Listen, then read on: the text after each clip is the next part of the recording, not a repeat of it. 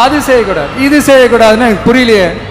ஆட்சியில் இருக்கும் போது தான் இவ்வளோ கட்டுப்பாடெல்லாம் போட்டீங்க, SOPஸ்லாம் போட்டீங்க, ஸ்டாலின் சார் ஆப்ரேட்டிங் ப்ரொசீஜர்லாம் போட்டீங்க. இப்போவும் அதே பண்ணிட்டு இருந்தீங்கன்னா என்ன சார் நியாயம்? இல்லை, நான் தெரியாம தான் கேட்குறேன். இன்னும் கனவுலையே இருக்கிறீங்களா? முதல்ல முழிச்சு வாங்க, ரியாலிட்டிக்கு வாங்க. உங்கள் ஆட்சியெல்லாம் வீட்டுக்கு போய் டிவிக்கேன்னு ஆட்சி வந்து ரொம்ப நாள் ஆச்சு. ஒழுங்கா படி என்று சுப்ரீம் கோர்ட் ஓங்கி மண்டேலியே நறுக்கு நறுக்கு நறுக்கு என்று செம்மட்டியாலே அடிச்சும் இந்த திமுக முழிச்சிக்கல அப்படின்னா அப்ப கொஞ்சம் கஷ்டம்தான்.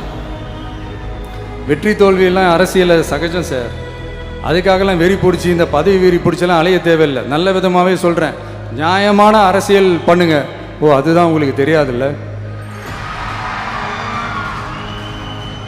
இந்த தீய சக்தி திருத்தவும் முடியாது, அவங்களா திருந்துவாங்கன்னு பார்த்தா அதுவும் நடக்க போறதில்ல.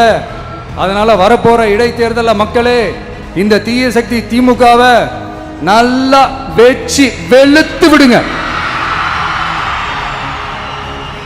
கான்பிடண்டா இருங்க மக்களே, நல்லதே நடக்கும், வெற்றி நிச்சயம். மீண்டும் சந்திக்கும் வரை நன்றி, வணக்கம்.